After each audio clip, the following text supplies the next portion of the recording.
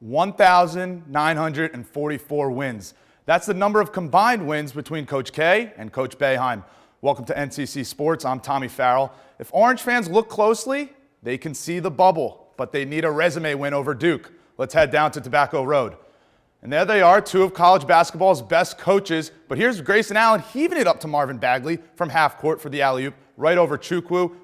Duke started off hot, and the Crazies loved it. Again, it's Bagley cutting from the baseline for another rim abuser. I just want to remind you guys, he's 18 years old. Duke goes up 10. This time it's Frank Howard, arguably one of the most improved players in the ACC. He throws it up to the big man Chukwu, who cleans it up. Cuse down 11 at the half. Let's go to the second half. Allen with the steal and the slam. Not the way to start the second half of the Orange. Allen finished with 6 points and 6 assists. A slow night for the senior. 5 minutes into the second half, Merrick Dolezaj misses the dunk, but Chukwu snatches it and finds Brissett for the three, the first three in the game by either team.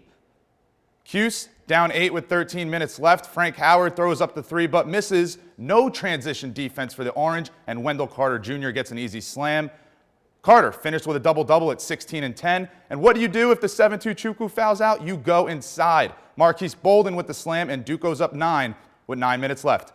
Here's another Blue Devil fast break. This time, Gary Trent Jr. getting some love. Duke goes up 20 with 3 minutes left, and they don't look back as SU loses this one 60-44. Frank Howard and O'Shea Brissett talk about what went wrong for the Orange. We got opportunities and we didn't capitalize on them, whether it was in the paint, with turnovers or just honestly missed shots. So, it's something, we want to build on every game, and it's something we'll definitely look at. Once we got in the middle, it was pretty hard to kick it back out or go down because of the guys they had.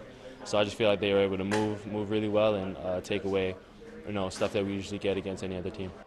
The Orange travel to Chestnut Hill on Wednesday to take on Boston College for a Wednesday night matchup. Tip-off is at 9 p.m. It was a high-scoring affair down in Chapel Hill for the SU women's basketball team. The Orange trying to keep their 3-game winning streak alive as they took on UNC. Coach Q and the Orange trying to skate by the 14 and 13 Tar Heels. Check out these deep shots from the freshman guard Gabby Cooper. She was the game's leading scorer with 28 points, going 8 for 10 from 3. Yes, 8 threes in one game. Cooper also shot 9 for 11 from the field. Let's also credit Tiana Mungakahia, who had 14 assists during the game.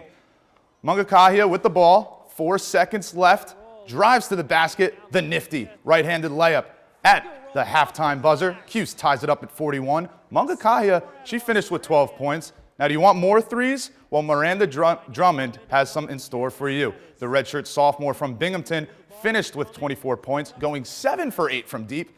SU shot 55% from the three-point line. The Orange set an ACC record with 23-pointers. They go on to win it 86-60. And now an absolute thriller in the Carrier Dome as 9th-ranked Army came to Central New York. SU trying to get back on the winning side after a tough loss to Albany last week. The 16th-ranked Orange sit at 1-1 before this game. Third quarter, Army gets off to a 7-2 lead after Connor Glancy's third goal of the game. Look at that missile. But don't sleep on the Orange. Here comes a rally started off by a sick one-handed goal by Stephen Ruffus to pull SU to within 3. He is absolutely fired up. Do you blame the kid? Now let's go to the fourth. Brandon Bomberry between his legs to tie the game with 8 minutes left. Mayhem in the Dome. Watch it again. Slow motion. Bomberry gets the feed, goes through his legs, back facing the goalie. Impressive. Now SU goalie Dom Madonna making some big saves in overtime. Army sending absolute rippers his way, but none of them get in. Third overtime, Madonna heaves it to Ryan Simmons for the game-winning goal. SU wins this one 11-10. Simmons showing some love to his teammates after the game. Cardiac Cuse. We've, that's what we do here. It's run and gun ball. And, we had a freshman make a great play, Fernandez, not afraid to throw it upfield pretty quickly, and Dom stood on his head the whole game, and especially in overtime, he made some great saves, and on that last one there, he got it up and out quickly, and we just pushed it, and it just so happened, I was the one on the receiving end. The Orange travel to UVA on Sunday to take on the 5th-ranked Cavaliers.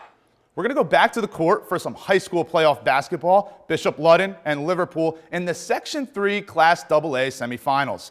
Bishop Ludden's head coach Pat Donnelly is retiring after the season after 30 years. For Liverpool, they're undefeated, state-ranked, and coached by former SU star Ryan Blackwell. Third quarter, Charles Pride drives to the basket for 2. He finished with a high of 24 points. Liverpool led by as much as 11. Joe Connor throws it up before 2 defenders to get 2 of his 20 points. Gaelic Knights up 2 with 3 minutes left. Just over a minute left. Naz Johnson kisses it off the glass. He finished with 13. Final seconds. Ludden has a chance to tie it, but it's Kyle Butler Gaffney. He comes up with his 11th steal of the game. Defense wins championships, and Liverpool's going to go to the championship as they win it 73-69.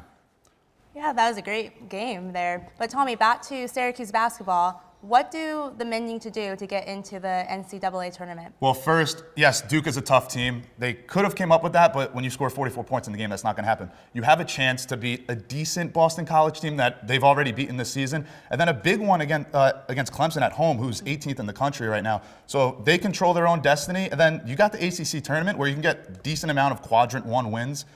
Syracuse controls their own destiny, and obviously Orange hopeful fans are waiting to see. Are they going to go to the NIT again, or can they actually make the dance and play some good basketball? Okay. Thanks, Tommy. After the break, we're going to have an update from the weather.